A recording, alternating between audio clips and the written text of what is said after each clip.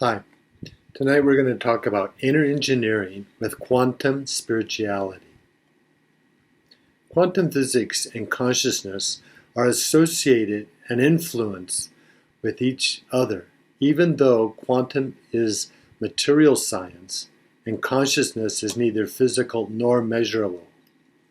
Max Planck, who originated quantum theory, said, "Consciousness is fundamental and matter comes from consciousness."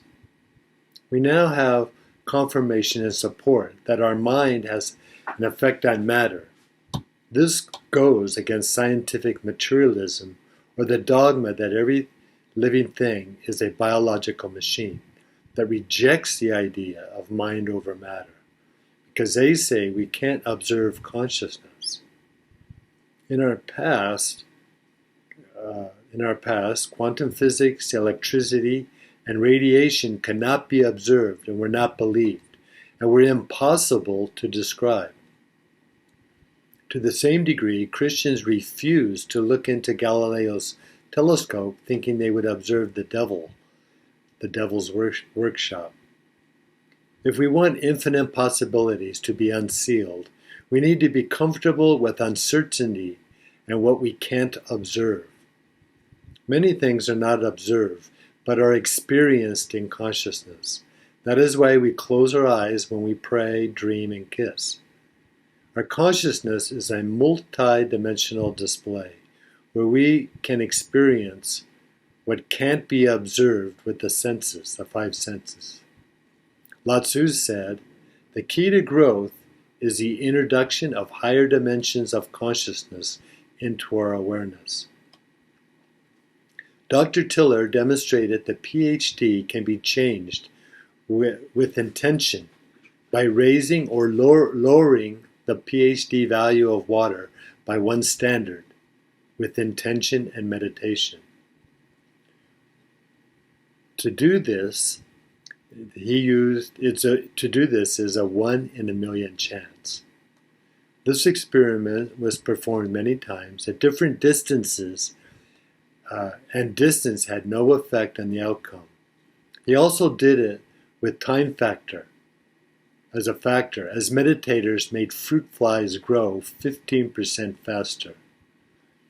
The most important known experiment, and proven over and over, is the double slit experiment, where a proton or an electron is shot through a single slit and leaves a dot. But if there are two slits, the single particle forms a wave pattern, not a dot. But if observed, it acts like a particle. But if not observed, it acts like a wave. Lynn McTaggart experimented many times using two leaves, randomly decided which leaf the intentions would be sent to. All living things emit photons, but the leaves that received intentions by meditators glowed far brighter with the experiment using 10,000 people participating. Not at once, at different times. They did similar experiments where plants and intentions grew much faster than the control group. These experiments reveal human consciousness and our mental power or intention has influence on the material world. Steve Jobs said, "If you sit and observe, you will see how restless your mind is. If you try to calm it, it only makes it worse. But over time, it does calm, and when it does, there's room to hear more subtle things. That's when your intuition starts to blossom, and you start to see things more clearly and be in the present more. Your mind just slows down, and you see a tremendous expanse in the moment. You see so much more than you could see before." We are more than our material bodies because we can imagine and observe our consciousness, which is a subtle energy more impressive and expanded than our physical form. Quantum physics reveals that nothing is solid. Time is not linear, and the space between atoms is a sea of energy. connecting everything together as one. It is confirming that spirituality has always acknowledged that consciousness does not come from matter, but matter comes from a ground of awareness in consciousness. The physical world is made up of waves of subtle energy that bring information to our senses with infinite possibilities. The quantum field is what we think is empty space, but it is a field of information with waves of energy in many frequencies smaller than an atom. Nothing is as it appears to our five senses because they can't detect the subtle quantum energy because it is something too small. Our eyes only see shapes or outlines but can't detect the vibrating displays of energy. So we see objects that we are actually connected with in a quantum soup.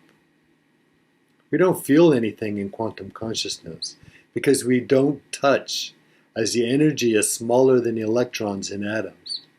But in touching, in the sense of touch, we feel the electrons repelling each other. So we feel the intensity of resistance in the sense of touch. Quantum physics proves that we are more than our physical bodies, and our mind is a greater unity with everything that appears to us as separate. When we are unified with the subtle energy of consciousness, we are connected to everything in a large force field of potential possibilities. It is similar to a child just born with arms and legs, but not aware that they are connected to him or her in our material world until later. We are a quantum reality that is one, including everything and everyone. And like the child, we are becoming aware of it. Neil deGrasse Tyson says, "We have a genetic kingship with all life on Earth, an atomic kingship to all matter in the cosmos. So when I look at the universe, I feel large because I remind myself that not only are we living in this universe, the universe is living within us." Our minds create thoughts that send out different frequencies that vibrate and create our reality in different dimensions. Scientists performed experiments that demonstrated that positive words released endorphins and serotonin that make us feel good. These hormones flow through our body, but these chemicals that carry messages stop flowing when we use negative words. When we let go of thoughts of an old dimension, new thoughts and a new frequency creates a new reality, because where energy is emptied, it is replaced. Quantum science tells us that everything observed is affected by the observer. Therefore, every one of us sees a different reality. We emit different frequencies in different dimensions, and each dimension is a different universe. As Michio Kaku says, "I believe we exist in a multiverse of universes." This quote holds a powerful awareness that everyone sees in a different or same frequency, creating different universes or realities. Some people live in the past and some live in the future, but as beings of consciousness, everything is united or connected in the present moment. The more we tune into our consciousness, the easier it is to raise our vibration, because we observe our thought patterns.